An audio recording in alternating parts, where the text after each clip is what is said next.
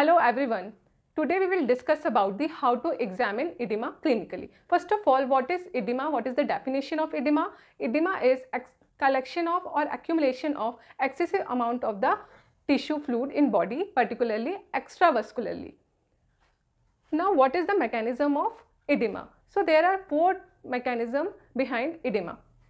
Number one, हम जैसा कि जानते हैं, this is capillary, this is venous end of the capillary and this is the arterial end of the capillary. Suppose here it is a cell.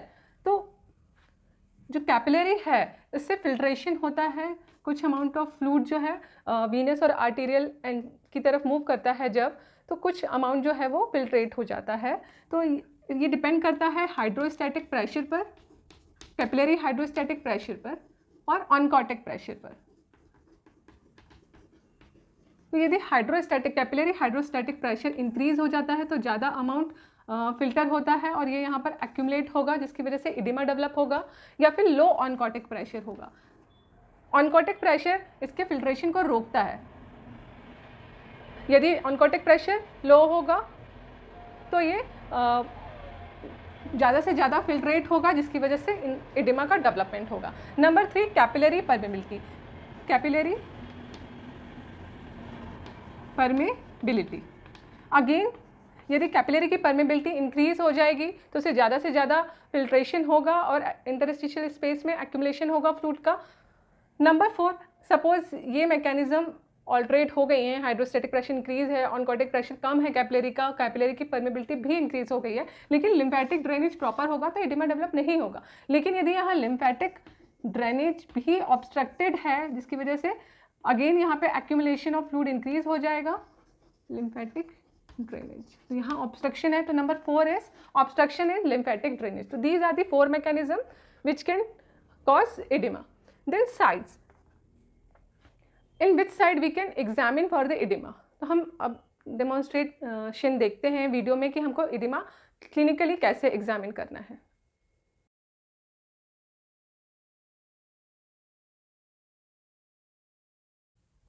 Oedema examination के लिए जिस area में oedema suspected है या स्वेलिंग की complain है उस area को प्रॉपरली इंस्पेक्ट करना है, लोअर लिम में as well as upper limb में. देन राइट हैंड के थंब से over the bony prominence like in lower limb over medial malleolus pressure apply करना है. प्रेशर उतना ही देना है कि over the nail of thumb blanching दिखाई देने लगे. देन 10 to 30 सेकेंड्स के लिए प्रेशर देना है, फिर प्रेशर रिलीव कर देना है.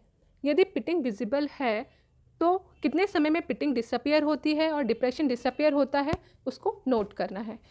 सेम प्रोसीजर हमको अपोजिट लिम में भी रिपीट करना है. Then anterior surface of the shin of the tibia में सेम प्रोसीजर रिपीट करना है, आपको प्रेशर अप्लाई करना है, देन प्रेशर रिलीव करना है, then look for the pitting.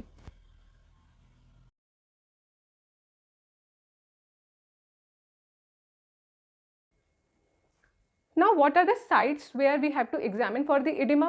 Edema, यदि हम लोअर लिम में एडिमा हम देख रहे हैं तो पर्टिकुलरली बिहाइंड द मैल्यूलाई हमको एडिमा मिलता है, या एंटीरियर सरफेस पर शिन ऑफ द टीबिया में हमको एडिमा एग्जामिन करना है. नेक्स्ट, यदि अपर लिम में हम अपर एक्सट्रीमिटी में एडिमा एग्जामिन कर रहे हैं तो wrist is the common site. Then lateral condyle of the elbow, trunk है तो हमको स्टर्नम में एडिमा हम एग्जामिन कर सकते हैं, और वर्टिब्रा में, फेस की हम बात करें तो फोरहेड में हम एग्जामिन कर सकते हैं oedema. So these are the sites where we can examine oedema.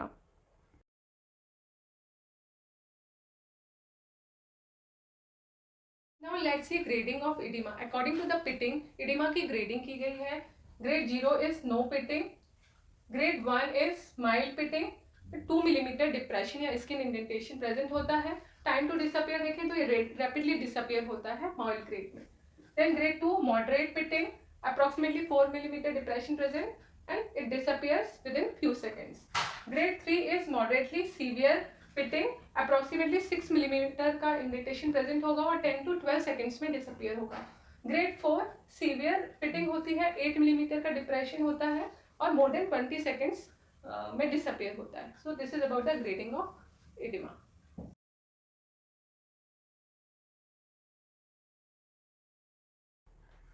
there are different types of the edema. So here we can classify edema as pitting edema and non-pitting edema.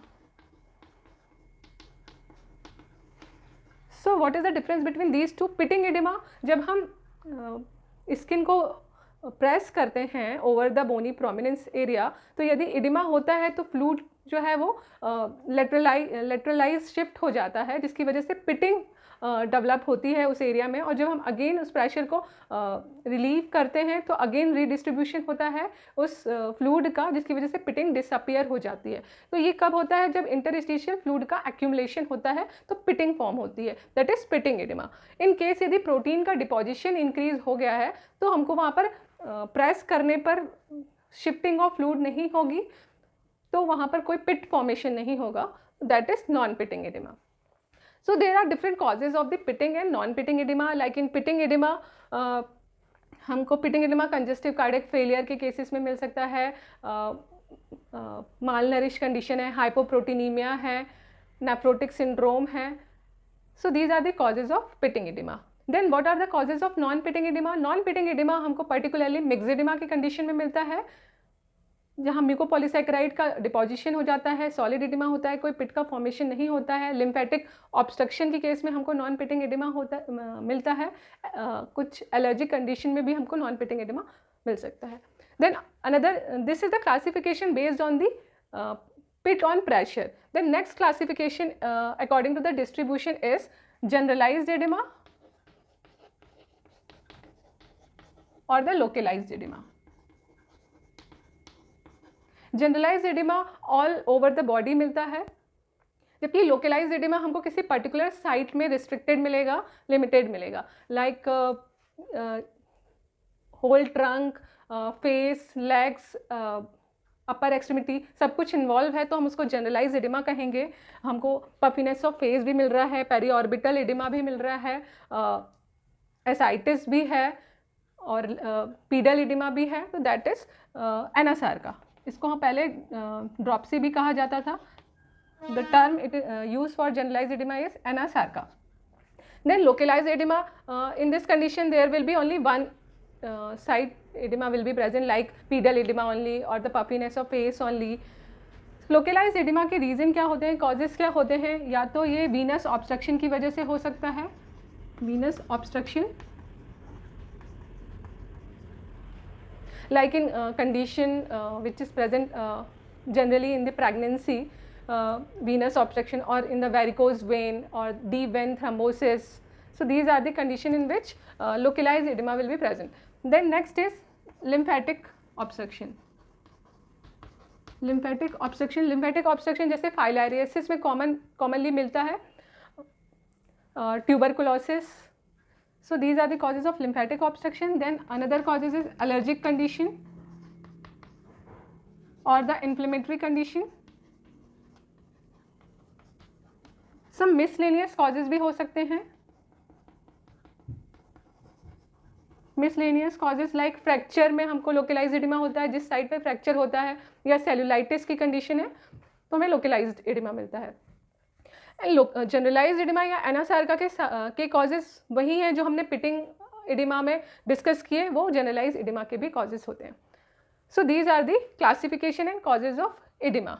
Now how, जो congestive cardiac failure है उसमें हमको pitting oedema मिलता है and nephrotic syndrome में भी हमको मिलता है. तो हम कैसे डिफ्रेंशिएट करते हैं कार्डियक कॉजेज ऑफ एडिमा को या कार्डियक एडिमा को हम नेफ्रोटिक एडिमा से या रीनल एडिमा से कैसे डिफ्रेंशिएट करते हैं? तो it depends upon the associated symptoms और एडिमा सबसे पहले कहाँ डेवलप हुआ है. तो कार्डियक एडिमा और नेफ्रोटिक एडिमा को डिफ्रेंशिएट करने के लिए हमको सबसे पहले पेशेंट से हिस्ट्री लेनी है कि उसको और क्या क्या एसोसिएटेड कंडीशन है. यदि उसको हार्ट डिजीज़ है तो उसको डिस्निया का सिम्टम्स होगा, कॉमनली प्रेजेंट होगा, और कार्डियोमेगेली की फाइंडिंग्स होंगी.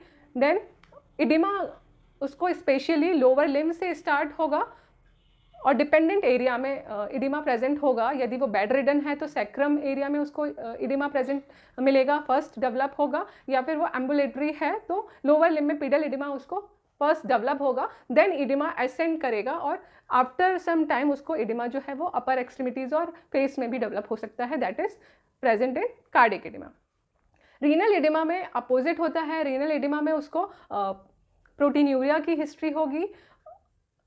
अपार्ट फ्रॉम दैट उसको एडिमा जो है वो फेस में पहले डेवलप होगा, उसको पफिनेस ऑफ फेस मिलेगा, पेरी ऑर्बिटल एडिमा डेवलप होगा। आफ्टर सम टाइम उसको एडिमा डिसेंड करेगा और लोअर लिम्ब में भी एडिमा डेवलप होगा। तो एडिमा कहाँ पहले डेवलप हो रहा है उसके अकॉर्डिंगली हम डिफ्रेंशिएट कर सकते हैं कार्डियक एडिमा को रीनल एडिमा से। देन कितना परसेंटेज ऑफ वेट इंक्रीज होना चाहिए पिटिंग एडिमा डेवलप होने के लिए, तो कहते हैं कि 10 to 15% जब बॉडी वेट इंक्रीज हो जाता है तो हम कहते हैं कि एडिमा डेवलप हुआ है। और यदि हम आर्म की सर्कमफरेंस देखें या उस एरिया की सर्कमफरेंस देखें तो जब मोर देन 10% नॉर्मल से इंक्रीज हो जाता है सर्कमफरेंस तो पिटिंग एडिमा डेवलप होता है।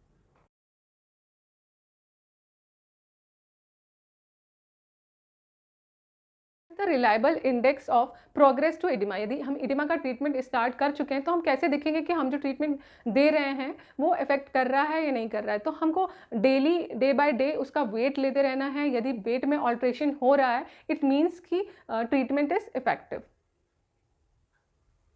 So that is about the oedema. Thank you.